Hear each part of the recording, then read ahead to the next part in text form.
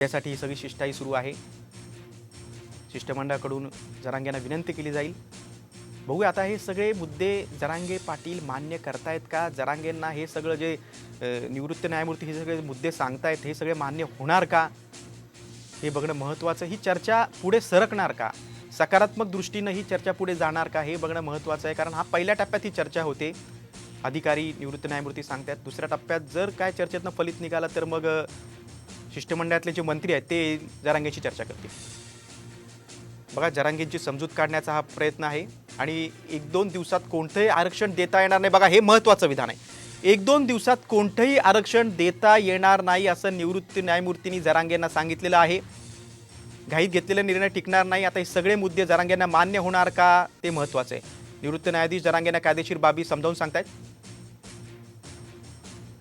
घाईत घेतलेले निर्णय कोर्टात टिकत नाहीत. मात्र 1-2 दिवसात कुठलंही आरक्षण देता येणार नाही. हे महत्त्वाचं विधान आहे, महत्त्वाची बाब आहे. निवृत्त न्यायाधीश आता जरांगेंची समजूत काढतायत. आपण मुद्दे बघतो की कुठले मुद्दे सांगितले गेलेत निवृत्त न्यायाधीशांकडून जरांगेंना. टिकणारं आरक्षण देण्यासाठी वेळ लागू शकतो, वेळ काढूपणा नाही आहे, ही सगळी प्रक्रिया आहे, ही सगळी प्रोसेस आहे, या प्रोसेसला वेळ लागू शकतो.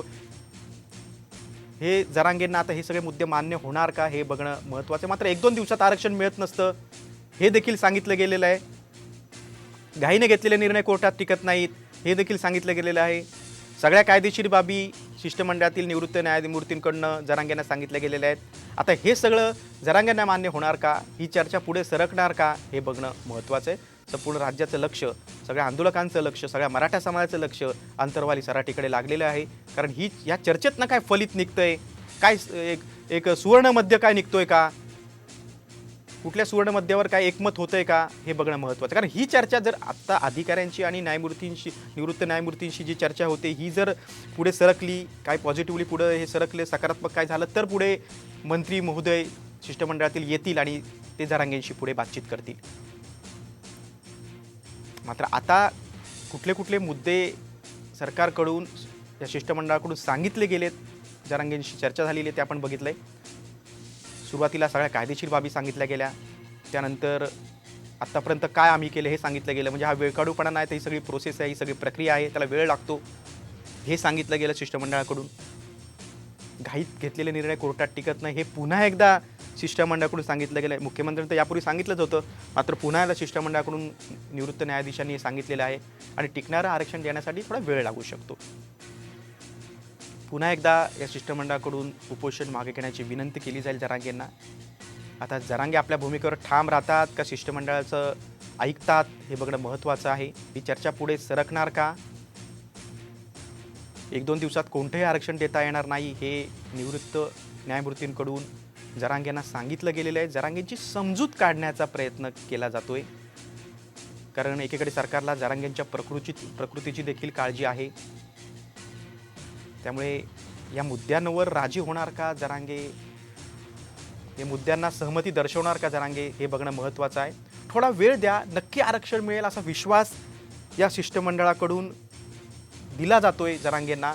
आता जरांगे ते ऐकणार का हे बघणं महत्त्वाचं आहे. कारण ही चर्चा जर सकारात्मक झाली, काय पॉझिटिव्ह या चर्चेत घडलं तर पुढे धनंजय मुंडे, अतुल सावे, संदीपान भुमरे हे सगळे मंत्री येतील आणि जरांगेची चर्चा करतील.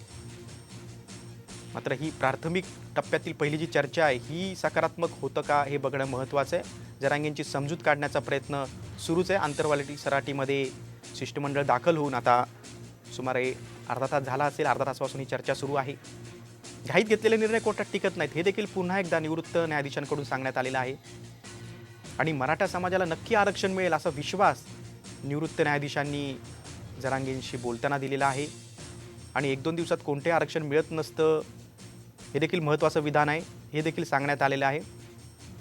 म्हणजेच काय तर थोडं थांबा, थोडा धीर धरा हेच शिष्टमंडळाचं सांगणं आहे. वेळकडूपणा नसून ही प्रक्रिया सुरू आहे हे देखील निवृत्त न्यायाधीशांकडून सांगण्यात आलेलं आहे. ही जी समजूत काढण्याचा प्रयत्न सुरू आहे जरांगेंशी, आता जरांगे ऐकणार का जरांगे आपल्या भूमिकेवर ठाम राहणार हे बघणं महत्त्वाचं आहे. कारण ही जर आता निवृत्त न्यायाधीशांबरोबरची चर्चा जर थोडीफार सकारात्मक झाली, या चर्चेत काय होतंय त्यानंतरच मग मंत्री महोदय गावात दाखल होतील आणि जरांगेची चर्चा करतील. पण सध्या तरी आता संपूर्ण राज्याचं लक्ष, संपूर्ण मराठा समाजाचं लक्ष, मराठा आंदोलकांचं लक्ष या चर्चेकडे लागलेलं आहे की या चर्चेतनं काय सुवर्णमध्य निघतो का, काय तोडगा निघतो का, हे बघणं महत्त्वाचं आहे. दिवाळी आठवड्यावर येऊन ठेपलेली आहे. दिवाळीच्या अगोदर तोडगा निघणार का, सगळ्यांचीच दिवाळी गोड होणार का, हे बघणं महत्त्वाचं आहे. मात्र 1-2 दिवसात कोणते आरक्षण मिळत नसतं हे निवृत्त न्यायाधीशांनी सांगितलेलं आहे. टिकणारं आरक्षण देण्यासाठी वेळ लागतो हे देखील सांगण्यात, म्हणजेच काय तर शिष्टमंडळाकडून अगदी स्पष्ट सांगण्यात आले जरांगेंना की वेळ लागेल, विलंब होईल, हाच त्याचा अर्थ आहे. कारण 1-2 दिवसात आरक्षण मिळत नसतं या वाक्याचा अर्थ तोच आहे की थोडा वेळ लागेल, ही सगळी प्रोसेस आहे, या प्रक्रियेला वेळ लागू शकतो, थोडा वेळ द्या आम्हाला, नक्की आरक्षण मिळेल असा विश्वास देखील या शिष्टमंडळानं जरांगेंना दिलेला आहे. जरांगेंची समजूत काढण्याचा हा सगळा प्रयत्न आहे. अंतरवाली सराटीमध्ये सरकारी शिष्टमंडळ दाखल झालेलं आहे.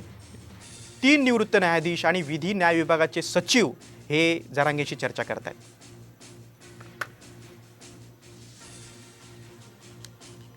शिष्टमंडळातील 3 निवृत्त न्यायाधीश आणि विधी न्याय विभागाचे सचिव हे जरांगेंशी चर्चा करतायत आणि आरक्षण टिकण्यासाठी काय काय करणं गरजेचं आहे सांगतात आणि थोडा विलंब लागेल, थोडा वेळ द्या, नक्की आरक्षण मिळेल असा विश्वास या 3 निवृत्त न्यायाधीशांकडून आणि विधी न्याय विभागाच्या सचिवांकडून जरांगेंना सांगण्यात आलेलं आहे. आरक्षण टिकवण्यासाठी पुराव्यांची देखील गरज आहे असं देखील सांगण्यात आलेलं आहे. जरांगेंची एक प्रकारे समजूत काढण्याचा प्रयत्न सुरू आहे. थोडा वेळ द्या, नक्की आरक्षण मिळेल, 1-2 दिवसात आरक्षण मिळत नसतं असं देखील सांगण्यात आलेलं आहे.